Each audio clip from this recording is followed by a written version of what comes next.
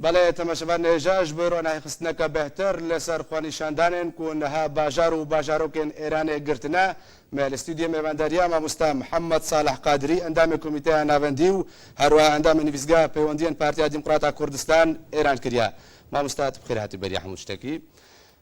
سدمن سرکا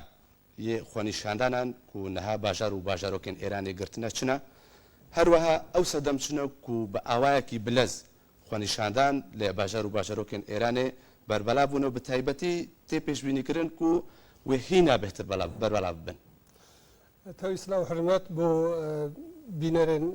کانال آوا. گرک سپاس. و کو آماجه پیدا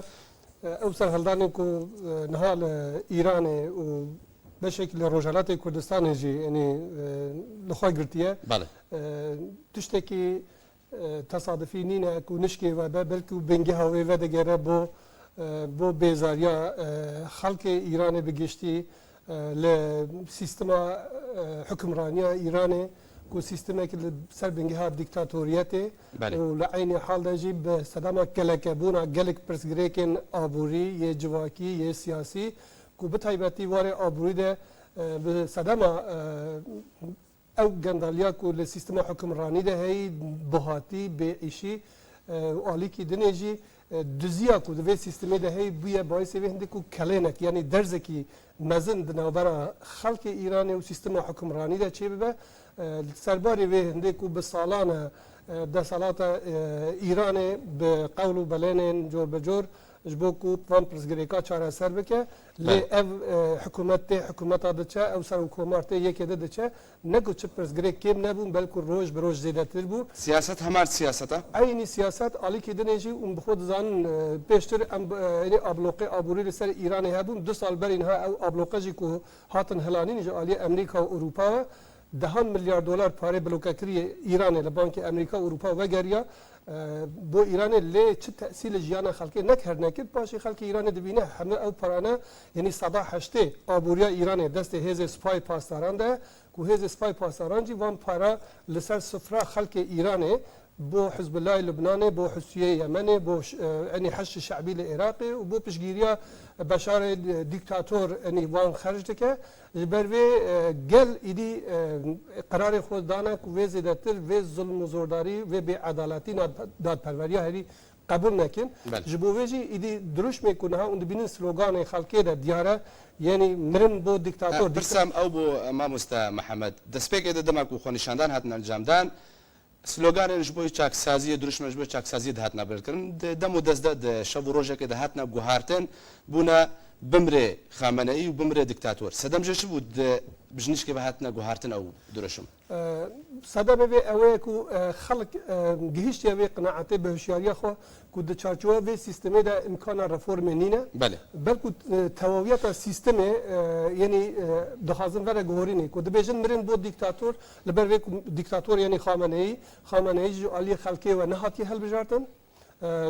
خو نوینری خلقی جی نزانه کو شرعیت لخلقی ورگره بلکو اف دخازه بگیره دای یاساین اولی خوسر خلقی ده فرض بکه پشتی هنگی جی لسیستم بیجن بریو بریا حکمرانی ایران ده جی حتی ای سال جی کو بودجه ایران حتی دیاری کرین ام دبینن منظومه سربازی یا سپای پاسداران کو گریدای ولی فقیه دیکتاتوره یعنی بودجه و عینی وکو خوب شتینگ چه شفافیت اکتیدانینه دا کو بکاره دسته که بده گروپ تروریستی یه دروی سینور ولی که دنه منظومه اولی کو دیسا افجی گریدای به سیستم ولی فقیه عینی بودجه یعنی نشفافه وجبوجي لعين حال ده جريداي بخلكي وانا بوجي وان زياتر كيم بيا يعني دانا معاش كارماندا نايت دانينه يان تبيني او سيستما بيمه نمايا يعني برسغريك لجيانا خلكي ده علي كدني بهاتي بيشي وبيشينجي سيستما رانت يعني بيا صدام هندكو بنك ايراني جي حمود چه اعتبار نه بو خلكي نما تواويت وانا علي كي پرسگریکی آبوری علی که دنی پرسگریکی جواکی هنه پرسگریکی سیاسی هنه لستادام اوه هنده کو گل ایدی قرار داره لوی سیستمی درباز به بوج دبیجن یعنی بروخه رژیم یان مرین یان آزادی یان ببینی دروش میوان پیگاو بکرتی دروش من کو بنراتینه نی ریشه‌ای دخوازن رژیم وره گهورینه یعنی لوی سیستمی در باز بن برای سیستمی که دموکراتیک لا مانجی ما پیشگیری دا وان خو پیشاندانه دخوازی باشا ما مستر محمد دست بگه ده بحث کرد کو او خو نشاندان ل روجهلات کردستان جگرتنه باجار و باجار روجهلات کردستان رولا پارتین روجهلات کردستان چیه رولا پارتیا دموکرات کردستان ایران به تایبەتی دوا خو نشاندان چیه پلان جره هات ودانین پشتوانیا و جره بچرنگکیه پانتایا خو پیشاندانه بخوشی و پانتایی که گلک برفره اون بخوزن جغرافیا ایران جغرافیا کی مازنه یعنی 31 پارێزگه هەیە حتی ها پانتایی خو پیشاندانه 21 پارێزگاه گرتیه بله ل روجهلات کردستان جی پارێزگاه کرمانشاه ناوده و لورستان جی خو گرتیه لی وکو هزن روجهلات کردستان بتایبەتی حزب دموکرات کردستان ایرانی به برچاوگرتنا او حساسیت کو رژیم ایرانی به کرد هەیە ام ناخوازن هزن یعنی کردستان بکه بعد در بها رژیم مل به مل گوهرینی کو نها ایرانی ده هەیە ام دخوازن روجهلات کردستان جی ما پیشگیری خو پیشاندانه کیه به هزن دنیا روجهلات را تنسیق ما هەیە بو اوی کو آراستا خو پیشاندان کردستان پیش روج ده کو وقت به گرسه‌ای ل تهران ل بازار دنیا ایرانی او خو پیشاندان دوم بون ل روجهلات کردستان جی به پیشنگاتی هزن سیاسی و جواتا مدنی ام بکارن خو پیشاندان ده فرهتر بکن لی حتی نها او قراری کی یوسا کو خلق برج سر کولانا نهات یدانه بس وکو پیشگیری کردنه لبیس آدمی جی کو مدید پارێزگاه کرمانشاه لورستانه کو دو خو پیشاندان حتی نه کردنه نزدیکی 10 کس خلقی بی عالی هاتنه شهید کردن به دهم باشا ما مستا محمد خوازم برات بکشل مسر مجارکی اوجی د دیروکا گلی کردک و کردستان لسر چوار پارچه لسر چوار ولاتان هاتی دا بشکرن ده هر گوهارتنا سیستما کی دا کرد رولکویا گرین کم کارن بیش هم د گوهارتنا سیستم ولاتان دا قربانی یکی کو پشتی د سالات ده هاتا گوهارتن و کردان پشتوانیاوی کسیت کرکو د سالات د گوهارت کسی یکم کو قربانی دا کرد بون اگر نها کم بیشن کرد پشتوانیا خو نشاندان ایرانی تکن روجهلات کردستانه پشتوانیا یتکن به هر پیوستیه که بکارن کو بگوهارن مثلا لعراق دماکو 2003 کرد رولا هری سرکه دیتن ده گوهارتنا رژیمی ده لسوریه لروجاوای کردستان 2011 دست بکر شورشه رولا که کردیا سرکه ده هبو کو شورش سرهل بده و بلند بده و بربلاف بده لترکیا دم بريده جي همان شش روجهلات كردستان جي دماكو سيستم اسلامي هات سر حكم كدرو لكويا اريني هبوت دو پشتوانيا يتكر دماكو دين سر حكم قربانيا هر يكي كرد دي اگرات و پشتوانيا و خونشاندان كون هر روجهلات كردستان و ايران تكرن و خو پشتواني جركر سيستم هات گوهارتن چه ام بيجن گارانتي هج ما فين گله كون ركوبنا پاراستن يعني چه بسر كردان بي ويدمي و کوتا کرم کر اوا تجربه کی گلک بیجم تحلا بله درجایی 100 سال چوی ده ام دبین ایران اوا دبیت جارا چاره کو سرهلدان شورش چه ده وقتی کو سیستم دیکتاتور نخوازه رفرم بکه گل را ده ده سالات دروخینه مخابن لشورش هفته و نه هدیجی او تجربه دیسا دوباره بو گوتن گل رابو بو گوتن ام رژیم شاه بروخینن یعنی فکر ندکنن کو پاش روخاندن آلترناتیو چی به کو داخوازیان ورنجید مدید ملای ایرانه به استفاده کردن ل سوزا اولی عاطفیا گل اوان رژیم کمر اسلامی آوا کردن کو خرابتر ل رژیم شاه ما في كردا بن بيكر في جاره ما بنتوين دنا ايران ره هف هاتن كرير لسر پیش روجا ايران لسر بنجها سيستمك ديمقراطيك پلان كاتيا دارشت سيستمك ديمقراطيك وفيدرال كو تجربه معه هم روخانه و رژیم لخوا بگره هم پاشیوه سیستمك ديمقراطيك فيدرال او به لي يا راسي او كو دكاره گرانتيا هر سرکی به هزه یعنی ام دخوازن روجهلات کردستان به همو هیزا به همو رنگا خوب به هیز بکه لاگر هر فکرت اقلیت کی ناوندگراده کو حالت شوونیستی بخواه بگیره چون مثلا کرد فرق دکه لگل هیز دنیا ایران اگر بخوازن سیستم بگوره با اوه کو دسالات که دنیا جی وی سیستم ده آوا بکن لی بو گله کرد لروجالات کردستان بو باش دنیا کردستان جا عین وسانه مثلا پارواکرنا سروریه بو پارواکرنا سروری بخواه حتی انها اقلیت شوونیسم سردست کو ام بیژن فارس ل ایرانه یعنی دخوازی کرد پارواکرنا سروری و کو جدا خوازی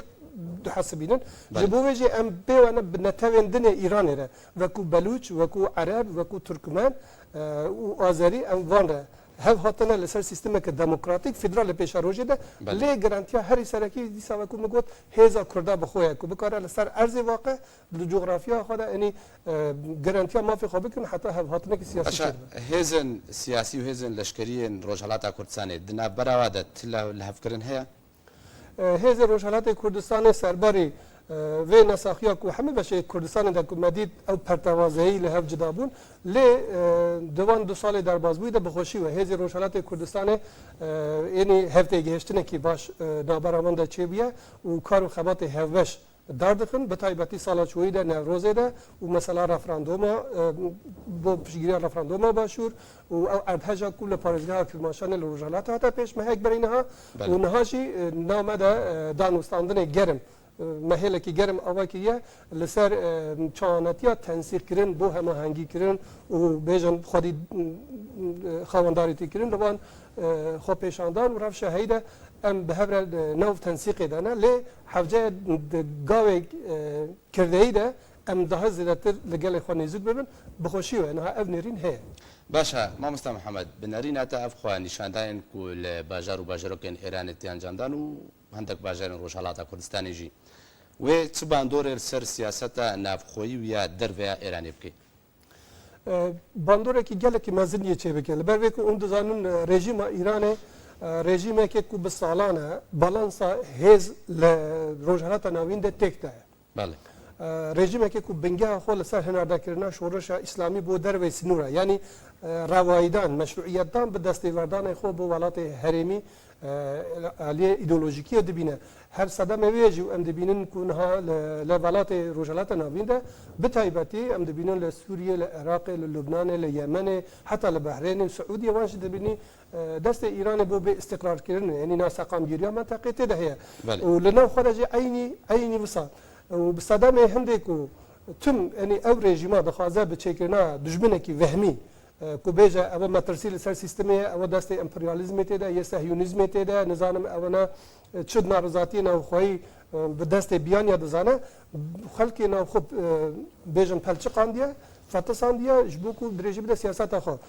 سالان شرع ایران شرع نابر ایران عراقی هبو پاش مرحله چکرینی هبو پاش تدبینی مرحله ابلوقی ابوریس ایرانی هبو پاش شرع داعشات همو ابنه هجت بو اوه کو رژیم چاکسازی نکه لانها ام دبینن هم سیاست ناو دولتی و یا اقلیمی دجبر سیستم ایران کو بو اوه کو او بالانس جاره کدنه به ور را گرتنه کو دستو په ایران هندک به تک کرد کرنه ہے هم جی عالی هندری ده ای سیستم گیشت استه کی بیژن دارزاندنه کو گل چه تحمل نکه بوه گوهرین سیستمی یعنی بیژن یام سرکتنا به سرحلدانا کنها و کو پروسه کی کو تازه دست بکریه کو بگه انجامه دکاره بالانس حزب گوهره هم برجواندی حزب منطقه‌ای ده بو سقامگیری هم جید اصلا نوخوایی ده بو اوه کو او فتساندنه کو هلا سیاسی و اوناداد پروری هلا آبوری و یعنی بیژن پرسگری که جواکی کو هی ورن ریشه کش کردن چون براسی اوه سیستمه یعنی نکوتنی اصلا نوخوده اصلا نو دولتی ده جی گلک یعنی بالانس تک ده باشا مامۆستا محەممەد دەما نەها پشتەبانی ji bo xwenîşandana Rojhelata Kurdistanê û bajar û bajarokên Îranê ku niha xwenîşandan têne cendan hatiye kirin mîna piştebaniya şexsiya Donald Trump ku gotiye dem dema guhartinê di Îranê de heman kat de Almanya jî piştebaniya xwe ji bo xwenîşandanan daya xuya kirin û Yekîtiya Ewropa jî di heman kat de piştebaniya xwenîşandanan kiriye li Îranê û داخواست کردن که باوایی که آزادیانه و آشتیانه نخونیشاندن دار بخن ئەف پشتەبانیان ناودەوڵەتی وێ هێزەکە بدە خۆنیشاندانان و گەشتر بن و بەربەلاوتر بن یانیش خۆنیشاندەران داخوازە پشتەبانیێژ وڵاتی ناودەوڵەتی کردیا ما تجربەیەکی تاڵ لە سیاسەتە ئەمریکا و ئەوروپا هەمبەری ئیرانی هەیە ئەوەکو ئیران ئەو قاس بەهێز بوو سەدەمێن سیاسەتی خەڵەتە ئەمریکا و ئەوروپایە بوو ئەمەوێ ڕاستی هەفجە بەرچاو بگرن 25 ساڵێ دەربازبوویدا ئەوروپا ئەمریکا بتایبەتی ئەوروپا سیاسەتە دیالۆگا ڕەخنەگرانە هەبوو بۆ ئەوێ ڕفتارە ڕێژیمێ بگۆرە ومادید نەکو ڕفتارەوە نەگۆری بەلکو ڕێژیم ڕۆژ بە ڕۆژ زێدەتر بوو مەترسی بوو پاڵپشت بۆ گروپێن تەرۆریستی بۆ پشنگی حەفدان بۆ چەکێن ئەتۆمی و بێژە ناساقامگیریە منتەقێ جدا لە هەندێکی و بەهێژاتەوێ پرۆسسا دیالۆگا ڕەخنەگرانە بە ئیرانی ڕەوان 25 ساڵە ئەوێ ڕێژیمی تون ناوخەتە دژبەرێ خۆ تەسویەکردن خەڵک کوشتن خەڵداروەکردن حتا داوی ئەمریکا ساڵە 2009 هێژی جاردنێ وقتی که دیسا شورش بیشتر کس ل ایران دا چه بود به حساب خود گفت ام دستک دادن داخازی گل لی گل تنه هشتن و اوی رژیمی به هزار خلق گرتن و کشتن نهاجم او تجربه خلق ایران تجربه کی طالب سیاست بیشتر خلات امریکا و اروپا ہے نهاج جویجاری کو امریکا کانادا بیشتر یکتیا اروپا و بریتانیا پیشگیری داخازی خلقی دانه ام بندینه کو گاو عملیه کانه یه گاو که هلینه یا نه لی براسی ام ناخازن شورش خلق ایرانی یا روشنات کردستان سر حساب گوتنه امریکا و اروپا رو بمشه بلکو سر حساب اراده خو و داخازی خو به پیشگیریدن به امکان خو لی اگر علی که مساعد دروه یارمتی کرد باشه استفاده لیکن اگر نکرجی لسات سال چویده خلق ایران او تجربه هست که دکارن به یک ریزی خو سیستم بروخینن مخابن فاکتور درکی ام دکارن بیشتر رول نگاتیو دکارن ببینن دکارن رول پوزیتیو جی ببینن بس او تدبیرانه دباب فاکتور سرکی یک لاکروا نبین یک لاکروا ام پشت گریدان به خلق خوبه هبیدار امریکا اوجی چونکو نها ایرو استراتژی امریکا روبرو بودن لگل ایران ده اگر گاو عملی ببینه جی پیش وازی کردنه جی دست خوش کردنه باشه ما مستر محمد هاتا گوتن کو دبیجن ایران جبوی پرده پوشینه لسر سیاست اخویا نافخویی یا کو لاوازم بیجن چت که لهمبر شر لدر و دروس دکه ولاتان ده گرت که دا کو پرده پوشینه که سر سیاست اخویا نافخویی دا پیدا بکه اف سیستما کو وی سیاست بکارتنه خوازی بگهرچه و دچه آستی ضعیف بونه دیه تا کو شر دفروشه بولات نافچه هم رژیم ایران بلزانی و با پرده پوش کردن قیران و پرسگری که نوخوی تم پرسگری که دره چه دکه با بالا گل راکش با مسئله دره و کو پیش رژیم آماجه پیدا جبو کو نه که خالق لاواز بونه ذکر تمن خود رژ بکه مخابن به سیاست خود حتی نه ولات بیانیشی ریدانه ایران کو سیاست و جیبجی که بتایبتی امریکا لبر ویکو بالانس نابر عرب سنه لگل اسرائیل چه بکه ایران خورد که رید ده ایران خورد به بو ویکو عرب سنه گل اسرائیل نیزو ببر لی علی که دنیجی نه لا اوقاس ایران لواز ببه کو افسر ایران دازال ببه حتی نه اب سیاست دعالی کو امریکا و اروپا ایران ولی که دنیجی به عرب سنة منطقه ده لیستی سر ضرر خلق ایران توابیه سر ضرر کرد روزانه توابیه نه ایران بیا مترسی لسر برجواندی وانجی از باورم نچارن ورویده دست لوی سیاست خبردن رندن ایران به سیاست هنردا کردن شورش اسلامیان دست وردان یا چون بجم قیران چکرین لدر و سینوری خو کناو خدا وام پرسگری که مازن چه بکه و جاره ایدی گل خلق ایران دخوازه دروی همو وان سناریو بخور اصلا خور روبرو ببر لگل سیستمی بو اوه کو ایدی ورد پیوه ایران به هجاتا چهبونا قیران در و نکار به چونکه جیان خلقی گیشت اونا خود داویه باشه ما مستر محمد جبوی کریزا سوریه به تایبتی دنیای کنگرو دانستان هاتنا انجامدان بینا جنیف و سوچی ایران به دان پیدان به کنگرو دانستان نکریا ده آینده دیان ده پاشروج دان بیشن روسیا و پشته لیبی روسیا و اسرائیل و امریکا هف پیمانیه که لدجی ایران درست بکن داکو دسته و جدر و ایران کرد بکه و وگرین سر سنوری و اگر بکورتی اگر براوردکردنا و از باور دکم هندکی هف دوره لبر اوه کو مثلا سوریه پیگه ها ژئوپلیتیه دو استراتژی بیشن اوراسیا روسیه و لیبرالیزم روج آوا برهف دکیون لسر و مخابن باجاوه گل سوریه ده ایران کمتر او پیگه ها ژئوپلیتیه دکاره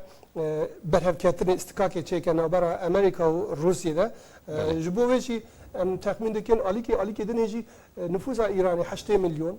و به تنوعات نتویه و کوشش نتو هر نتویه که به ولات دوربر خاره هلپاری هست اونا هندک علی کاری مساعد دی کاره هب حساسیت کمتر ببه وقتی که خلق ایران را ببه من گفت که حتی نه چند جاده شورش چه بیا قلپاندیا و جاره جی بار اپرزگری که سر سوریه هی سر ایران نکاره مثلا برای روسیه و امریکا و اروپا ده به سبب هندی کو دیکتاتوریت بدومه و برجواندیا چه علی کی رجنینه کو به پیشگیری کردن دیکتاتوریا ایران برجواندیا خو لگا 8 میلیون خلک ایران تک بده بر به ام هندی کی بنرینه کی پوزیتیو دنرین کو اگه گل جدیت خود خو پیشاندانه بگه است کی باش علی دنه پیشگیری سیستم دیکتاتور نک بله تماشاوان نجا گلک سپاس جبو مامستا محمد صالح قادری اندام سرکردایتی و برپرس پیوندین پارتیا دموکراتا کردستان ایران لهولری کودسی دم میوانم گلک سپاس مامستا سرکرتی گلک سپاس